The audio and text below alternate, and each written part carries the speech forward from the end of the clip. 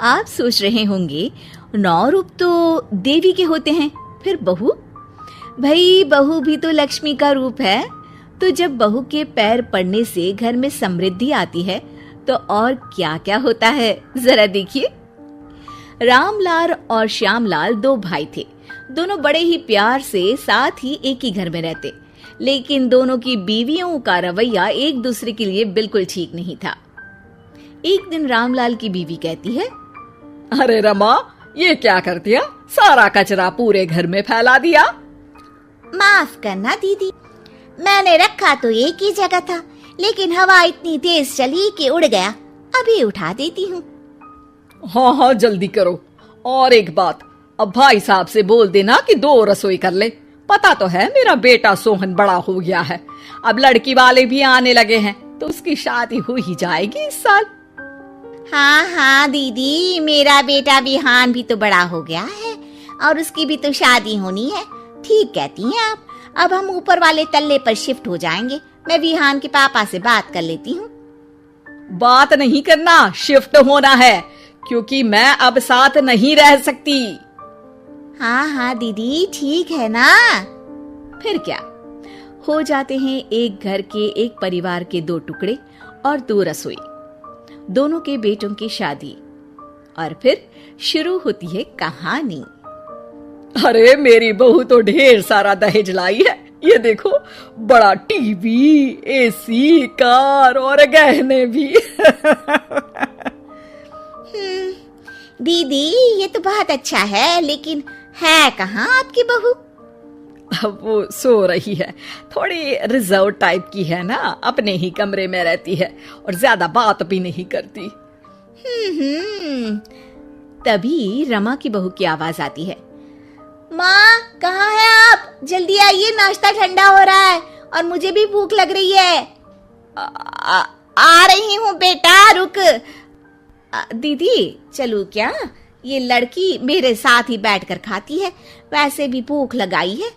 ये बोलकर वो चली जाती है। तभी श्यामा की बहू बाहर आती है और बाहर की ओर जाने लगती है। अरे बहू, कहीं जा रही हो क्या? क्या है माँ जी, बिना बात के ठोका मत करो। जा रही हूँ मैं। वैसे भी मेरे पापा ने कार घर में रखने को तो नहीं दी है ना। अरे नहीं नहीं बेटा, बिल्कुल बिल्कुल, घूमो घूमो। मैं तो कहती हूँ मुझे भी साथ लेकर जाया करो, साथ ही घुमा करेंगे। अरे नहीं नहीं, मैं आपके साथ बिल्कुल भी कंफर्टेबल नहीं हूँ। वैसे भी मैं शॉपिंग में जा रही हूँ, कहाँ आपको टांगती फिरूंगी। ये बोलकर श्यामा की बहू निकल जाती है। तभी उसके कान में ऊपर वाले तल्ले से हंसने की आवाज आती है। और ये कौन इतनी जोर जोर से हंस रहा है? ऊपर जाती है, जहां वो देखती है कि रमा और उसकी बहू साथ बैठकर बातें कर रही होती हैं। फिर तो मम्मी जी इतना मजा आया कि मैं क्या बताऊं। हाँ हाँ बहू, सुनने में ही हंसी नहीं रुक रही। तू तो वहां मौजूद थी। तभी दोनों की नजर श्यामा पर पड़ती है। अरे ताई जी आइए ना, आइए। वो उनके पैर छूती है और फिर चाय बनाकर लाती है। श्यामा अकड़कर कहती है, अरे नहीं नहीं, मैं चाय वाय नहीं पीती, बस हंसने की आवाज आ रही थी तो सोचा बता दूं कि टीवी की आवाज धीमी कर लो। अरे टीवी वो देखो दीदी, धूल खा रहा है, वक्त ही नहीं मिलता देखने का। बहू के साथ वक्त कैसे बीत जाता है, इसकी बातें और किस्से कहानी किसी सीरियल से कम नहीं होते। श्यामा को खुशहाल रमा को देखकर जलन होती है। हाँ हाँ, मैं तो तंग आ जाती हूँ इतनी सारी बातें करके, मुझे तो सुकून पसंद है। ये कहकर श्यामा चली जाती है। अगले दिन रमा अपनी बहू के साथ घर से जा रही होती है कि तभी दरवाजे में श्यामा उन्हें टोकती है। अरे कहाँ जा रही हो दोनों? अरे देखिए ना दीदी, इसे शॉपिंग करने जाना था। मैंने कहा अकेली चली जा, तो कहने लगी मम्मी जी आप घर में अकेले बोर हो जाओगे ना, आप भी चलो हमारे साथ। अरे अब इस उम्र में तू कहाँ घूमेगी?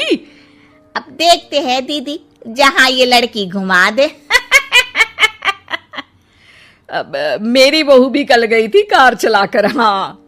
तभी रमा की बहू कहती है, ताई जी मुझे तो कार चलानी नहीं आती, लेकिन हाँ, इस सुहाने मौसम में मम्मी जी को स्कूटी की सैर करा देती हूँ। श्यामा का मुंह बंद हो जाता है। वो अपने कमरे में चली जाती है जहाँ उसकी बहू बैठकर अकेली टीवी देख रही होती है। बहू, तू भी कुछ बातें किया करना, मैं अकेले अकेले बोर हो जाती हूँ। तो क्या मैं यहाँ आपको एंटरटेन करने आई हूँ? देखिए मम्मी जी, मैं तो सिर्फ ये कहना चाहती हूँ कि ये टीवी मेरे पापा ने दी थी, तो ये टीवी कल तक मेरे कमरे में लग जानी चाहिए, समझिए आप। ये बोलकर वो वहां से चली जाती है। श्यामा सोच लेती है कि वो अब ये सारी बातें अपने बेटे को बताएगी। शाम को उसका बेटा जब घर आता है। अरे देख बेटा, तेरी बीवी सारा दिन अपने कमरे में रहती है, न बात करती है न चित।